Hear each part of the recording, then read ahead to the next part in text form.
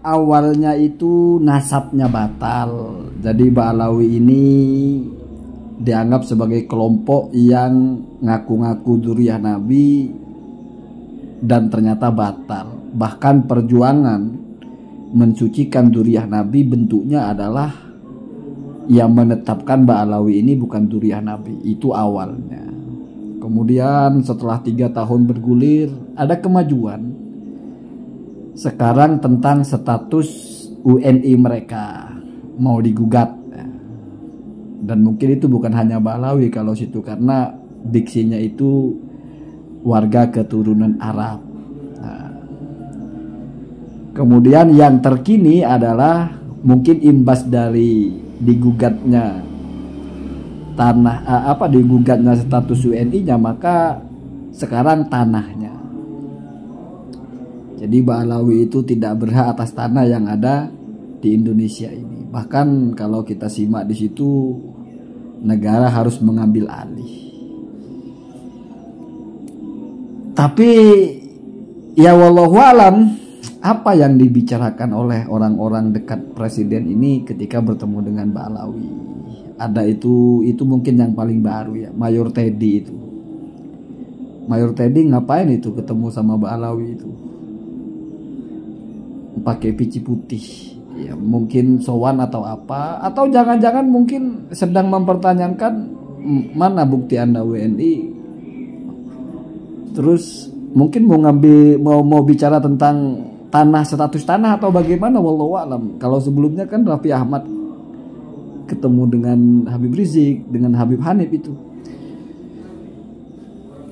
Dan yang paling penting itu ini dianggap perjuangan pribumi. Jadi gugatannya itu adalah gugatan pribumi. Pribumi menggugat WNI Ba'alawi, WNI Arab, dan menggugat status tanah milik Ba'alawi. Ya misalnya bisa begitu keren ya. Jadi yang punya tanah itu digugat itu kan nggak mesti diambil, tapi dipertegas kepemilikannya. Ya kalau memang ilegal tidak berhak ya kan nanti diambil negara. Tapi tanahnya Ba'alawi nggak sepiro pak, nggak ada Ba'alawi punya tanah ribuan hektar itu kayaknya, apalagi puluhan ribu hektar. Kayaknya Ba'alawi itu tanahnya segitu-segitu aja. Nggak ada Ba'alawi itu yang misalnya pegang hak guna lahan misalnya ya, puluhan ribu hektar kebun sawit atau hak kelola tambang. Kayaknya Ba'alawi nggak ada yang begitu, wallahu alam setahu saya. Jadi walaupun diambil ya nggak seberapa juga tanahnya Ba'alawi itu dibandingkan tanahnya yang sebelahnya itu, tanahnya yang juga bukan pribumi juga. Wah itu baru luas tanahnya itu. Kalau beli tanah nggak tanggung-tanggung, puluhan ribu hektar gitu kan. Belinya murah-murah, 30.000, 50.000 semeter. Nanti setelah jadi miliar-miliar dijual.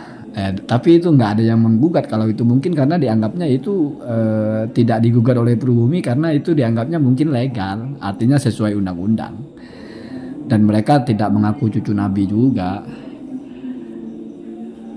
Apa yang perlu kita bahas tentang ini? Ya nggak ada. Saya cuma agak tergelitik aja kok ada foto itu Mayor Teddy itu. Mayor Teddy ini kan bukan hanya dulu sebelum Prabowo jadi presiden kan orang dekat Prabowo, sekarang dia sudah orang dekat presiden secara personal juga secara jabatan. Ini kan sekretaris kabinetnya Prabowo. Yang satunya staf khusus atau ya staf khususnya Pak Prabowo. Kok mereka main-mainnya dengan Ba'alawi sih? Apa jangan-jangan ya? Jangan-jangan mungkin membicarakan masalah itu. Membicarakan masalah tanahnya ini gimana? Bapak warga negara WNI-nya bagaimana? Atau membicarakan hal lain? Tapi saya tidak yakin itu. Tapi kemungkinan namanya jangan-jangan. Bisa jadi. Jadi ya, dan apakah ada yang percaya misalnya dianggap begitu? Ada aja Pak. Orang Reza Khalid Ba'alawi aja banyak yang percaya itu. Terus makamnya Ahmad Al-Muhajir ada di Irak, bukan ada di Yaman, juga banyak yang percaya itu. Terus Mufti Yaman membatalkan Ba'alawi juga banyak yang percaya. Bahkan petingginya yang paling tinggi aja percaya awalnya. Lama-lama karena terbukti salah ya cuma mengutip, dan setelah ada Facebook percaya lagi, dan setelah ada klarifikasi langsung dari orangnya nggak ada suara.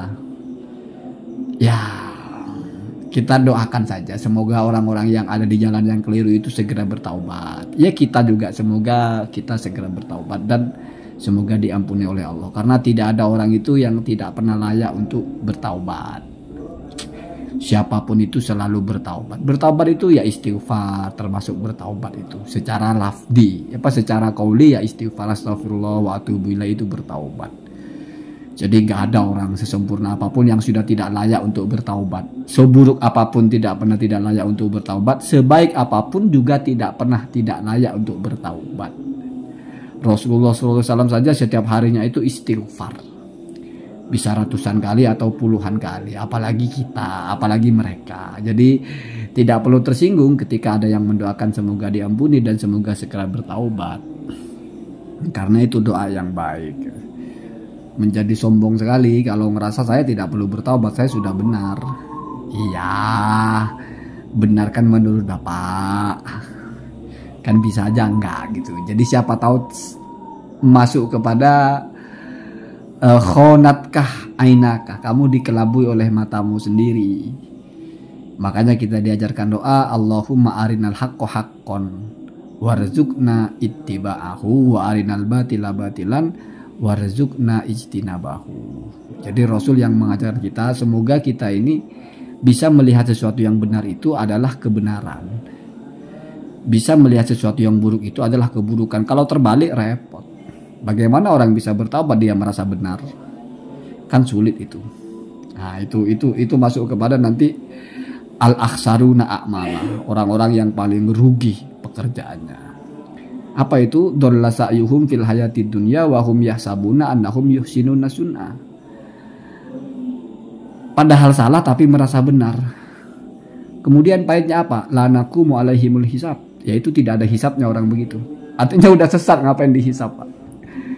Jadi ada orang yang tidak dihisap itu karena sudah pasti benar. Seperti Rasulullah tidak dihisap, Rasulullah itu, Pak. Mosok Rasulullah masih dihisap. Begitu juga yang udah pasti kafir, yang udah pasti ahli nar nggak dihisap juga. Nah itu kamu boleh berdebat masalah itu ya. Jadi perdebatan ini sudah nggak terlalu serius. Sudah tidak terlalu apa bahasanya urgen lah. Ya peretelan-peretelannya aja, nanti mungkin setelah nasabnya, setelah kewarganegaraannya, setelah tanahnya, mungkin mobilnya, mungkin bajunya, nanti mungkin apalagi ya asetnya, mungkin duitnya, pokoknya semuanya tidak sah kepemilikannya. Ya dulu kan sudah pernah merekomkan ke MUI, merekomkan ke Prabowo, rekomendasi hasil dari Mukernasnya itu, tapi kan yang entah dicuekin entah apa, tapi kan belum ada kabar masalah itu. Sekarang ke MK. Wallahu a'lam, Pak. Ini tidak perlu kita bicara benar salah. Ini tidak perlu kita bicara baik dan buruk. Ini kita bicara lucu dan gak lucu saja gitu.